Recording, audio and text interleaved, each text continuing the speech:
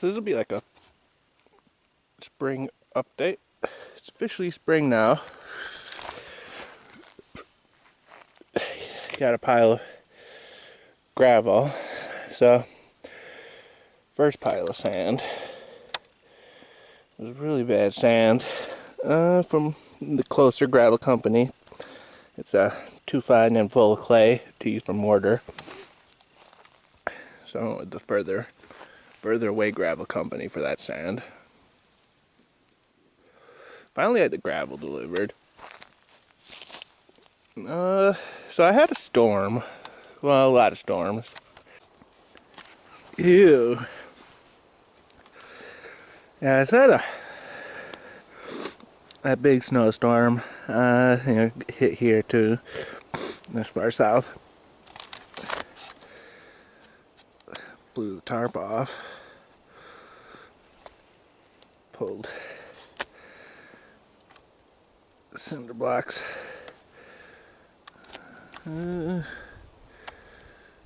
Had some of my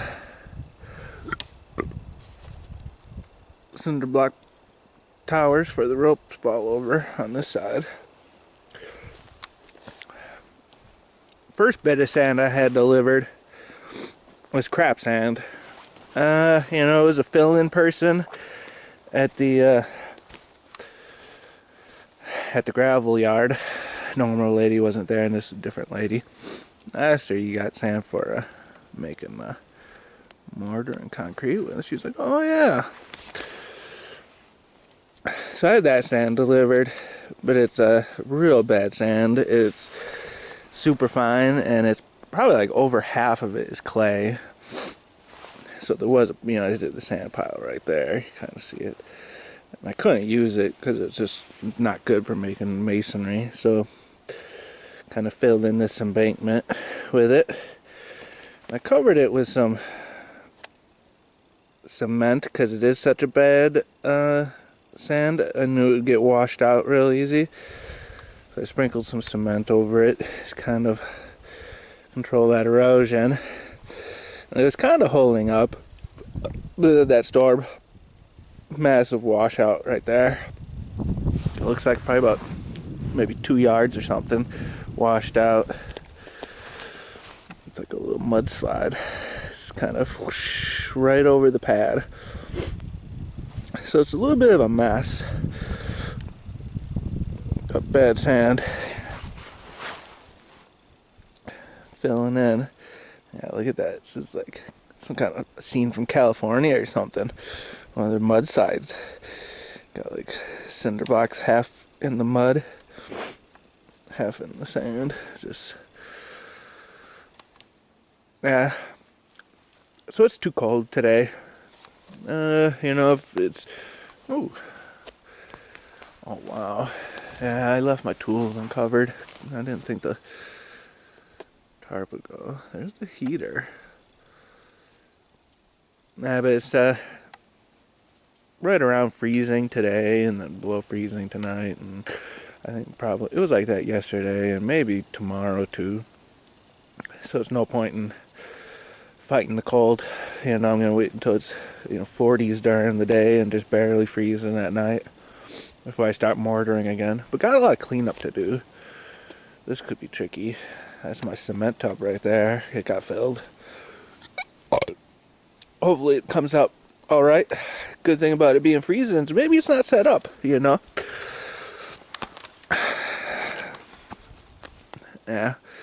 not a pretty sight. Oh, but coming along. Got some corners.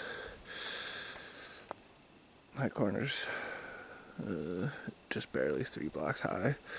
I think that corner under there is 3 blocks high too, just barely. One for the third course. But at least I got the bottom. Yeah, that's 2 courses right there, and 1 course right there. Corner is 2 courses right there. But at least I got the first course on before the sand went in there. Would have been a rough one getting a good bond with all that sand. A lot of cleaning. Yeah, it's kind of not pretty.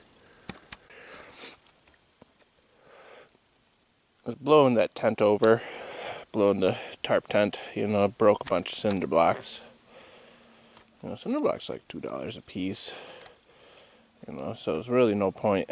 If 50 by 30, that catches a lot of uplift. It just crazy force that it gets. So decide not to do the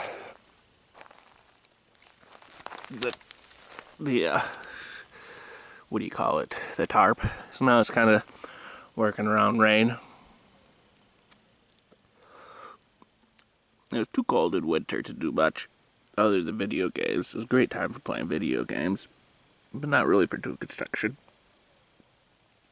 But it's gotten real nice out. Look at this. Sun setting.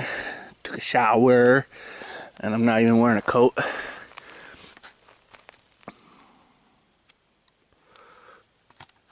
But that, I had the double course of block staged around the edge. That went up pretty much 5 courses. I got a couple that I didn't use, you know, like where I met up. So I was using the sand to do the mortars. You know, it's 3 to 1, 3 sand to 1 mortar, or 1 cement to make some mortar. There's 2 pallets of cement under that black plastic. You know, about 45 bags per pallet. I'm not sure what they are. 70-pound, 80-pound bags, something in that range. It's type S cement, so it makes you know, I guess you got 2 types of cement. Type S and type N. Type S is the stronger stuff. 3 to 1 for the mortars. 1 cement, 3 sand. I've been doing more than that, you know, like 2 to 1, 2.5 to 1, you know, and if I feel like it, 3 to 1, but usually a little stronger. So it took a while doing those 5 courses. And finally got the gravel delivered, put in the French drain. So that washout sand was no good for, let's go down, I guess. Was no good for mortar because it's like so fine and so clayey, but it does seal up good, you know, like water drains through this sand real easy, you know, but the clay in that sand makes it so so here's those tent posts. I don't know, tripods. I don't know what I'm going to do with it. And then I got a bunch of rebars. I'm not sure I'm going to do those either. No, the rebars I'm going to go up, so this is 5 courses. I'm going to go up 2 more courses. Kind of a 2 block tall, what do you call that? Some scaffolding, you know. Go around it, add 2 more courses. With the scaffolding, it just, you know, lumber on some cinder blocks. I'm going to put in my vertical rebars, fill the voids, and then do fill the voids with concrete. So I'm not sure what it is. It's 3-2-1, you know. I want to say it's 3 parts sand, 2 parts gravel. That's 3/4, you know, I call it gravel. They call it pea gravel, 3/4 pea gravel. And then 1 part cement. So here's the pea gravel in the French drain. So it'll be some rebars for filling the voids.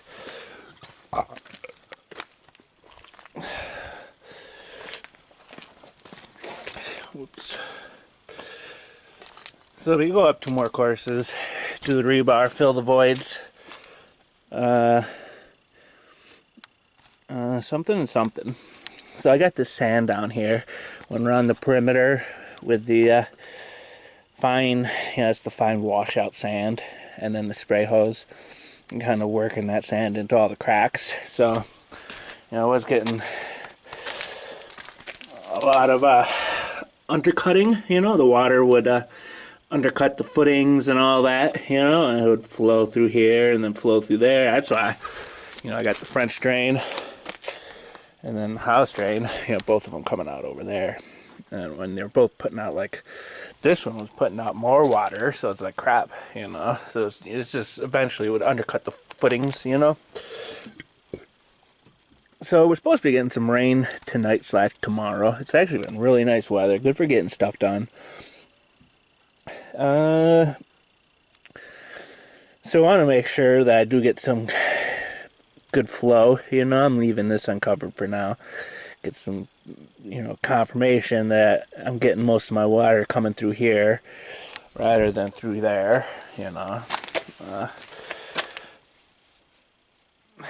may end up pulling this box, and then, the bottom of the box is on dirt, like the concrete goes down to the last few inches, and then the last few inches are dirt. So I might, like, redo that with some concrete, That'll be the house drain.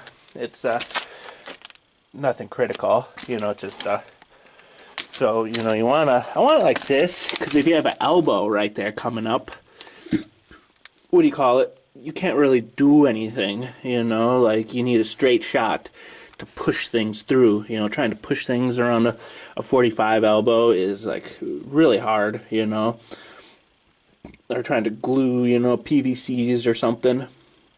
So this way I can do all my elbows right in this big void. So that's why this is a big void, And, it doesn't matter if it gets water down there, but I really don't want it undercutting the footing, that's kind of what matters, So if, you seal around it and it stops flowing water in. Anyways, though, started giving it like a skim coat of sieved sand,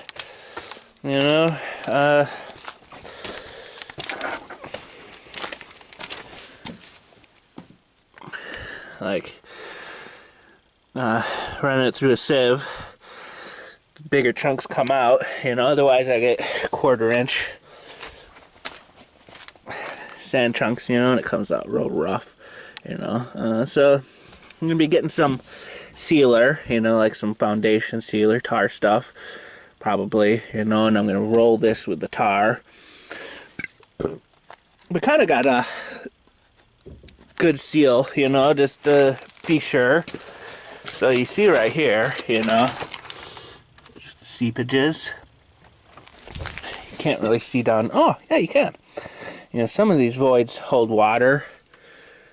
And then the water, concrete is porous, and the water seeps through, And then this is my first actual mortar or cinder block job, So like right here, the cinder block shifted and it's got this little hairline, So what do you call it? Fill in any hairlines and help, some of these blocks are just, they got their own kind of manufactured cracks and crevices going on. But so I want to fill it up, there's like a chip right there,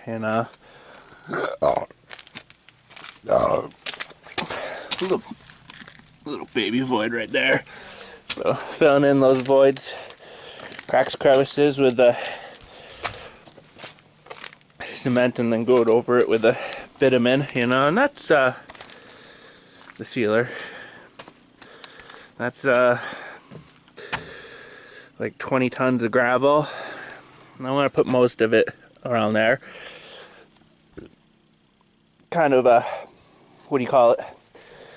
Once I get it tarred, tomorrow's gonna be rainy, and the next sunny day, this will be ready for tar, Turns out nice when you sieve it. Get a nice smooth, tarable.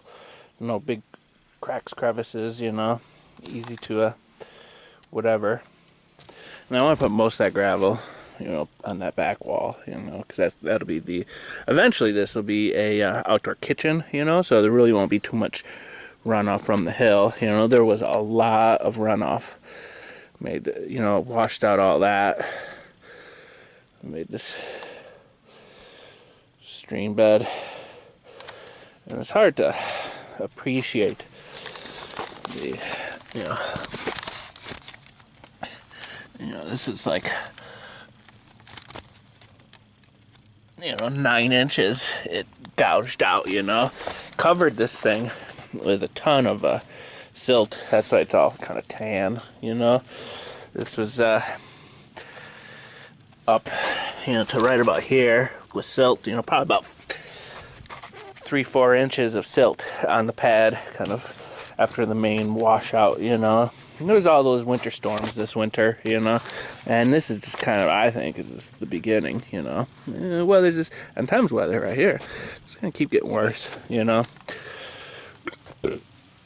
But with the outdoor kitchen, there won't be that much water runoff, you know, but there'll still be the runoff from the hillside, you know. It's like dark spot right there. That's a water seep right there, you know. It hasn't dried out yet. It's still dark from the water. Now, I guess that's update on this. Let's see. The last, most of that is for the back drainage. You know, get that tarred and then put most of it down there. And then using it for filling the voids once I go up that 7 courses. 2 more courses. So at 7 courses, there'll be that horizontal rebar, and then I'm going to do another course, 8 courses, and then that'll be the window height, you know. That'll give me, you know, like a 1 foot by 3 foot window, you know. That'll give me plenty of room. So kind of the stopping points, you know, or the changing up points is at 7 courses doing the rebar, 8 courses doing my windows, and then I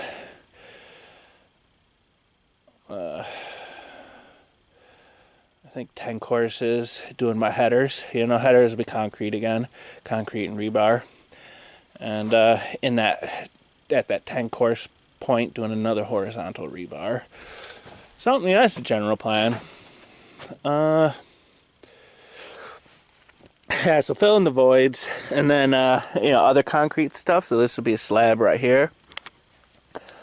That goes out to pretty much right here, you know. This is where the ramp actually starts, you know. Just leaving those in there right now in case if I get a serious washout again, you know. It's kind of got something there, you know. But you know, relatively soon I'm going to be putting in this pad. So there's not enough room to do one of those official drains. What I'm going to do here is, you know, doing the pad around the French drain, and then leaving a void in that concrete, you know, to put some grading or some pea gravel or something, and then drilling a bunch of holes in the top of this French drain. So the holes on the French drain are down, you know, so the water, you know, goes, you know, it can flow free. But adding some holes on top, little like 1/8 holes or something, to act as a drain, because you know, like the official setup, you know, official drain is maybe like 3 inches thick, you know, and this would just have to be way too deep, you know. I'd be right at the bottom of the footing at that point, you know. And really, it's just, yeah, those are expensive, probably about like $60-80 for one of those little drains. It's like a 4-foot section, you know. I really don't want to waste the money on it, and it would be, you know, digging that down. Oh, so I do got this. Try to see the holes. I picked up some landscape fabric way back in the day. That's a roll of landscape fabric. I was going to wrap these pipes in landscape fabric, these French drains in landscape fabric, but that'll just get clogged by the clay, you know. But the holes are like 1/2-inch holes, and this is, you know, 3/4 pea gravel, so it should be fine. These are cleanouts, so that one goes that way, and I'll extend those up higher, you know. Those are the female ends right there, just shoving, you know, an extension, you know. But I'm thinking that's about how high I'll get with this gravel, and those are scrap pieces, 2 scrap pieces, so just used them there. What do you call it? Oh yeah, so that one goes that way, and then this one goes this way, you know. So kind of,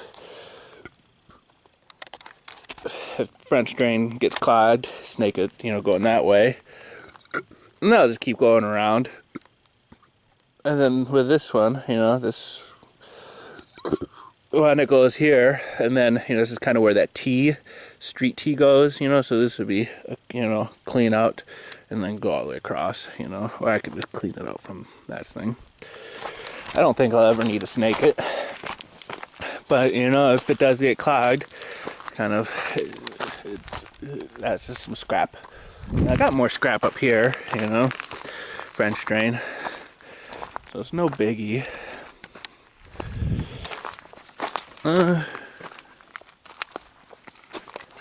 Did up a berm in case if we get some heavy rains, kind of divert the water away. The cinderlines were to divert it away from the sand. Yeah, I think I got, oh, these are actual ones. Wow, I was right on the money with my French drain. I thought I had some spare French drain over here. I don't. Yeah, so I may need to get another stick of French drain or something to do up my risers. Clean up. So here's this thing.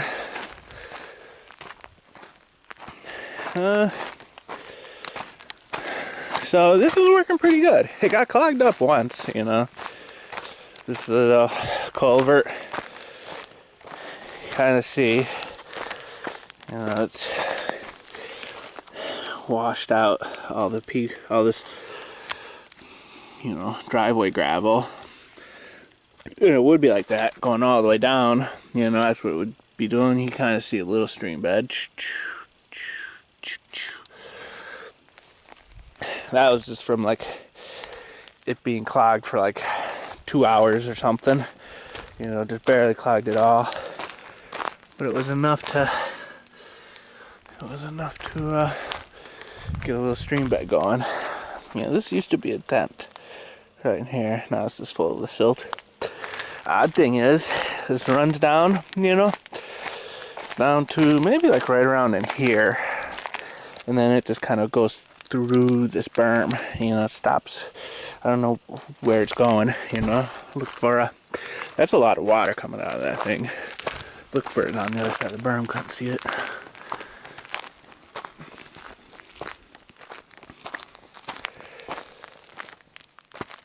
Let's see.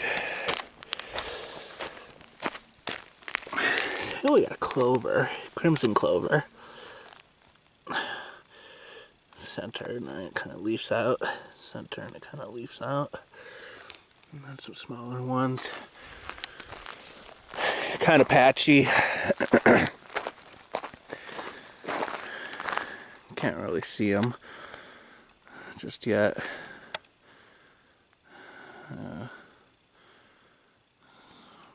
Not good focus. Those are little clover patches. Crimson clovers, I think these will get like 18 inches, 2 foot tall. So they're doing so bad, you know, when you buy clover seed, they come inoculated with the bacteria. So clover, you know, other than being like high in protein and good forage and cover crop, winter cover crop, you know, like right here, you can plant it in the fall and then it'll grow over winter, you know, kind of get a head start.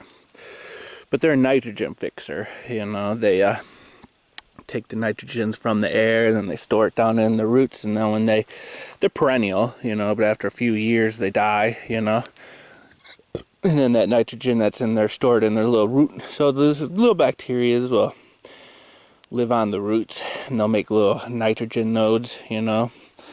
So normally the seed, when you buy it, it comes coated with that bacteria, which helps it grow, you know.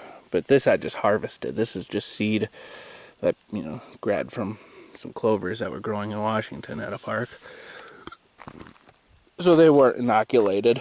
And then, like, this is mulch, you know, it's not soil. So, I mean, that if bacteria is naturally occurring in soil, you know, it's a slight chance that's going to be in, a real slight chance that it'll be in bark, you know, mulch.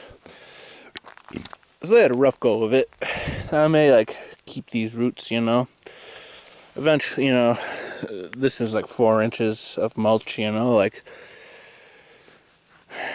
you know, maybe like each growing season. Kind of the general plan is more or less back to Eden gardening, you know, where you kind of like, I guess, you know, sheet mulching or whatever. You just it's no till, you know, you just keep adding new material on top, and that builds up the soil. So this is like 4 inches.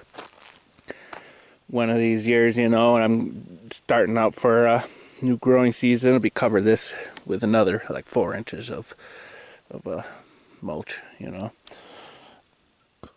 I might take up some of these roots and then use those like for inoculating in like another clover patch or something. The wheat's doing good, you know, some spots are doing really good. This little lower area keeps getting driven over by the trucks, so it's not doing that good. So I fertilized it, these ones are just insane. Look at that. This is like 7 inches tall or so right in here. So I fertilized it once, maybe in like December. And I had some fertilizer, and a fertilizer spreader. Yeah, I'm not comfortable sprinkling the chemical fertilizers around, you know, with my hands. So got a spreader this time. So it's gonna rain tomorrow, and I'm thinking after that I'm gonna fertilize it. You know, it's about due for another fertilizing. At this point, it's kind of like grass. You can walk on it. Once it gets taller, if you knock over those stalks, once they start growing stalks, then you kill the plant. You know, you won't get any wheat from it. But the wheat's doing good. Winter wheat. Fertilizer spreader.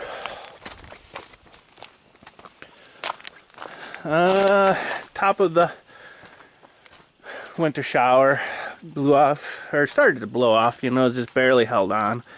I don't know, a week or 2 ago. So I finally took that off. Washing the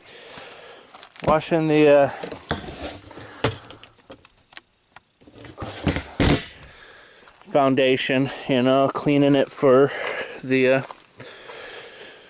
coat. You know, I want to get a good seal to the slab, or as good of a seal as I can.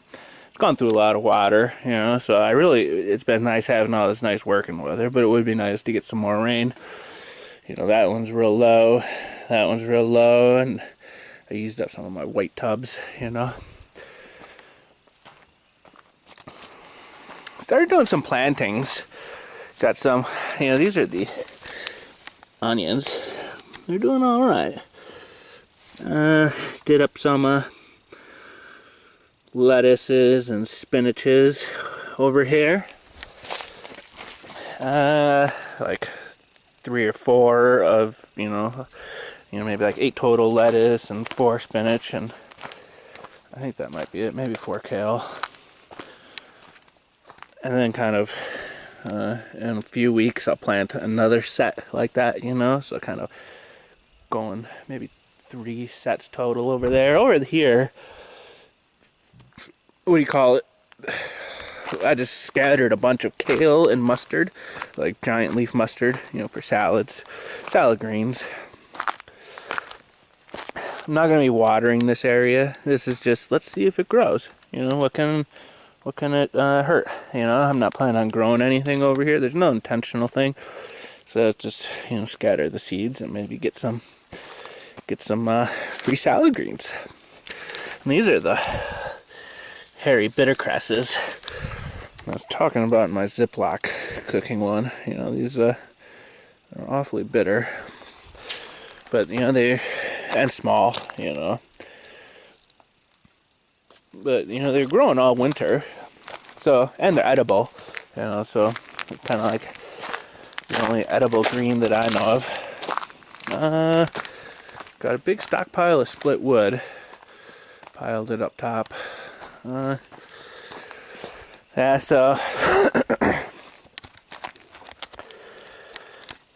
I'll be doing the lettuces and blah blah blahs up to like right around in here.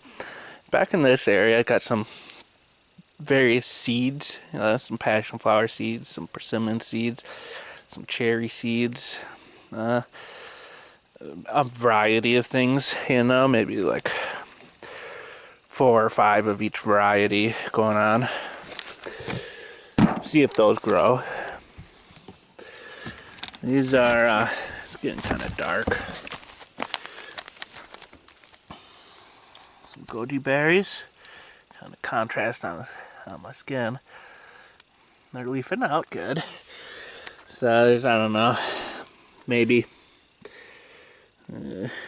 8 little goji berry things growing there, and then these are some blueberries.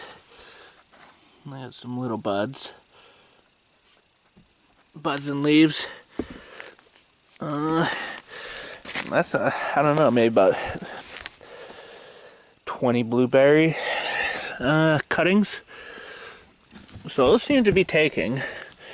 So it gets still down into the 30s at night, low 30s. Keeping them covered. Strawberry trees.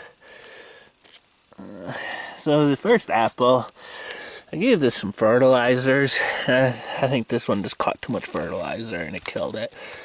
But the other, this is, I don't know, like my tags are, permanent marker, but it just, erodes off, but I know I got some Red Delicious, Granny Smith, and Gala apples growing. There's 3. I can't say what exactly they are.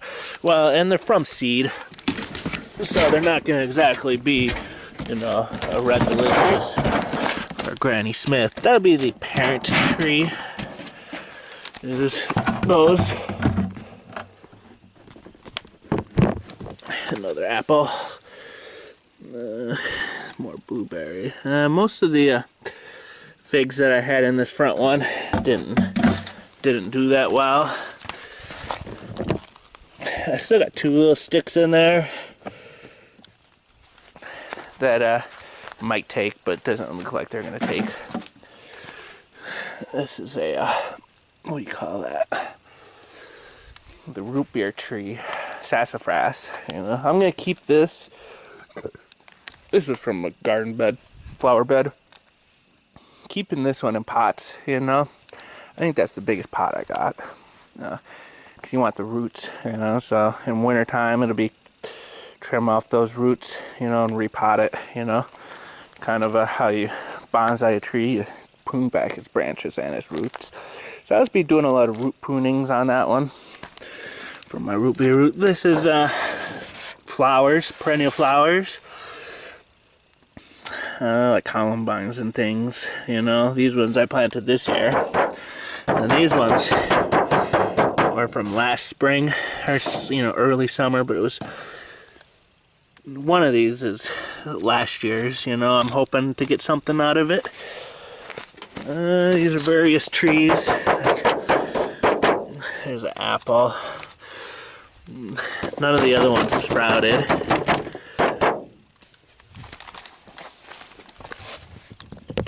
There's like some peach and stuff. There's these were the inside cuttings. Mostly figs over here. A couple blueberry. So the blueberry, and this is the mulberry.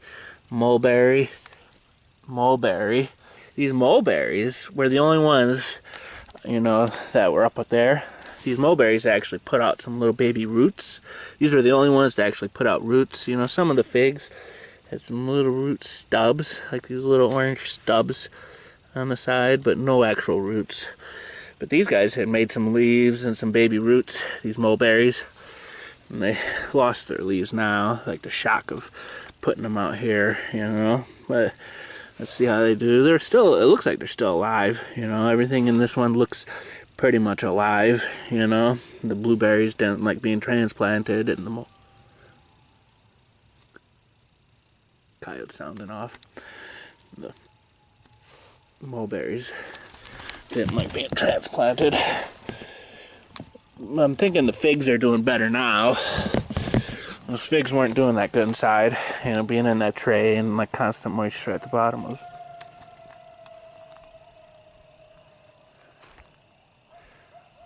Kind of nice. Sunset, usually there's actual. It's crazy how many beautiful sunsets there are over here. I don't know if you can hear the coyotes.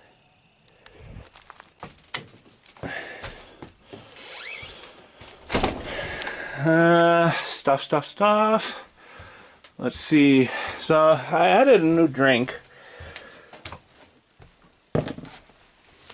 This is hard orange juice and like frozen orange juice, and then water with white sugar. So it's like 4 cans of frozen orange. These are, I think, 2.5 gallons, and I think that's 2 gallons. So it's like 4 things of frozen orange juice, and the rest water and sugar, white sugar. But there's no pulp in this frozen orange juice. You know, they sell regular and then they sell pulp free, and I'm pretty sure I picked up regular, but it doesn't have pulp in it. So I put some mandarin oranges in there. I mean, this is incredible. Like, some better light. Look at all that yeast buildup. So I did do a lot of, you know, like the lime juices.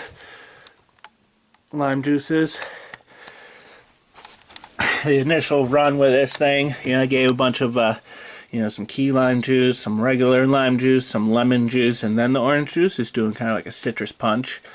But it's better with just straight up orange juice, you know. But there was no pulp, you know, so I did those oranges. And that's like yeasties right there, like little yeast islands. And then all this yeast down here. I've never seen so much yeast. You know, I didn't put applesauce in this, you know. Like, it was pretty much all applesauce, you know. Now it's probably mostly yeast, but that was still a lot of applesauce that I put in there. This I didn't put anything in. It's just all that yeast. And this one. This one's pretty much done brewing. What do we got? 62 degrees or so. Yeah, you see this one. All kinds of nice bubbles. Just loving that heat. So these are like some cold hardy yeasts. When I started them out, you know, yeast like 80, 90 degrees or something, you know, preferred. I think over 40 they, you know, still do their thing, you know, but then the warmer they are, the more active they are. And at first these things weren't really taking because it was like 40 degrees, you know, and slowly one started taking, you know, and, you know, this one wasn't taking, so inoculated this one. Yeah, I gave them each, you know, their own packet of yeast, but it's like I'm thinking a few of those yeasts really handled the cold decently, you know. Like, it would have to be 60 degrees or something before they would do even baby bubbles, you know. But now, like, you know, I even had to inoculate this one with some apple juice, you know, put a little bit of apple juice in there because the initial yeast packet just wasn't having it, you know. But now they bubble at like 40, 50, no problem. Like, they got a nice colony of cold hardy yeast in there. Now, see, these are my babies. It's probably like a TMI type situation, but you know, when you're doing you know, whole foods, you know, natural kind of stuff, you do, you know, like sauerkraut and kimchi and, you know, all these things, you know, it's kind of various salsas, you know, like, you'll get mold on your salsa and you just keep stirring that mold in there, that white mold, you know. You know, yeast is, you know, it's kind of off, you know, turn off, you know, seeing things growing, you know, but it's normal. Got this, where's it? So I've been doing like, I don't know, this is maybe a cocktail or something. One of these, you know, like half this, half that, you know. Got these little pumpkin pie pancakes right here. Can of like pureed pumpkin, can of sweetened condensed milk.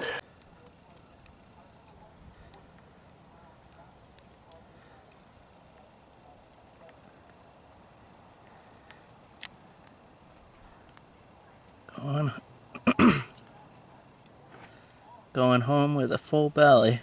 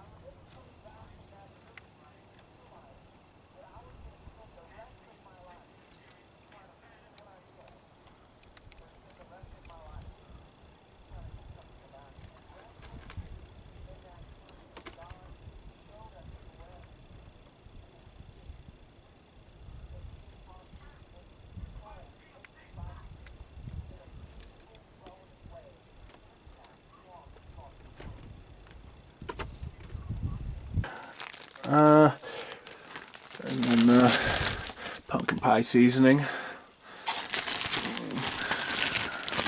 Those are breakfast pancakes.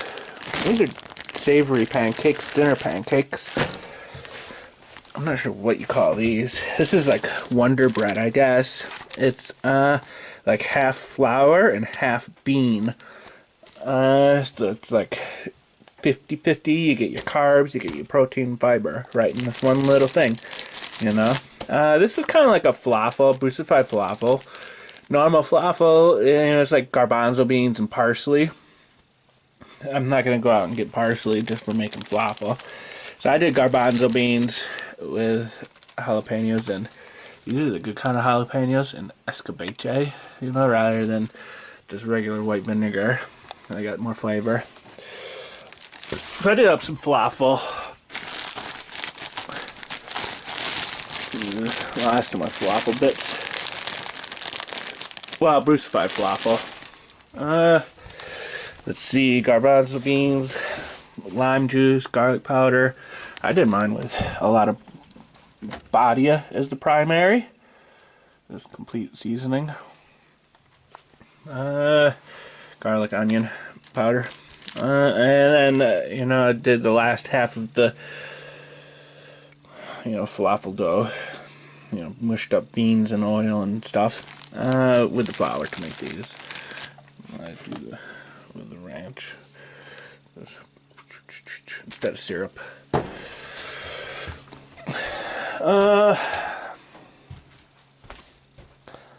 Not much else. Stockpile food. You know, run out of rooms for foods. Start putting it on the floor. No problem. Cinnamon Toast Crunch. You know, this is a little. Yeah, this is milk powder right here. Okay, I did have some pancake, like some cranberry raisin pancake dried stuff in one of those. Yeah, so that's it. Oh, actually, yeah, my movie collection. So, Game of Thrones, Vikings, Downton Abbey, Breaking Bad, Sons of Anarchy, Ancient Aliens, The Office, Reno 911. Those are my TV shows right there. Box sets, you know, like season 1 through 7, Game of Thrones, season 1 through 4, Vikings, and then complete seasons for the other ones. Alright, that's first 10 years, first 10 seasons of Ancient Aliens, so there still might be more seasons of Ancient Aliens. Like a movie trilogies, or Rocky, 6 film, you know, 5 film, Transformer, that's all this Twilights. 5. That's all the Resident Evils. Let's see. I can't do that. Hunger Games, Indiana Jones. Yeah, so winter was good for playing video games and watching movies. You know, good for taking it easy. You know, with the weather, it's just good for drinking. You know, it wasn't good for doing work, but it's getting warming up to the point where back on the work. Got my fish oil, multivitamins, Tums. Oh, this. So here's a chrysalis, like a like a moth comes out of a cocoon, a butterfly comes out of a chrysalis.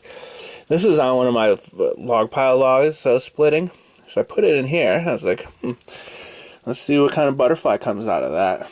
But then these two maggots came out, that one right there and that one right there. And for like 2 days, a day or two, they're just doing laps around there. And then they, hardened into those little pupae shells. So it'd be kind of like, what kind of a wasp is going to come out of this thing, So I'll end up with 2 wasps in here instead of a butterfly. So that's kind of cool. And another cool thing is,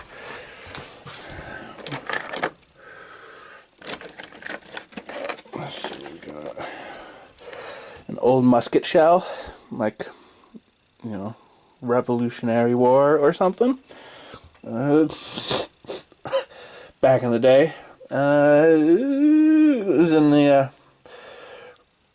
gravel for going around the foundations. No, it's not a musket shell. It kind of looks like a musket shell. That's how they used to do them. Like, at one point, you see this, and it's like, maybe there's coral. And then I found this one, and it's like, see those lines again on this one. It's like, wow, this is a big musket shell. And it's like, whoa, what's this? It's got like this little, it's kind of like an Ancient Aliens engine. Now, some kind of like a coral or fossil, I'm thinking. I don't know what exactly. But these are pretty cool. Yeah, those are my 2 cool finds. These fossils and the wasps coming out of a chrysalis. That's kind of a unique thing. Yeah, so that's it.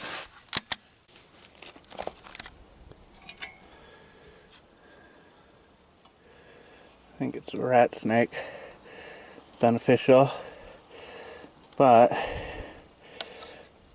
he's got himself down here in my trench. Don't want to hurt him. I want to get him out. If he's still alive, he's kind of just chilling.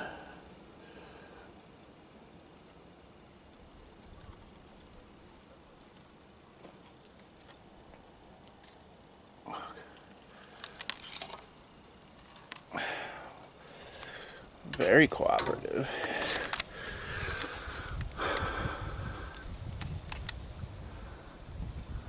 Yeah, rat snakes are nice. It shouldn't be. Well, if it's a rat snake, it's not poisonous, and keeps mice and things in check.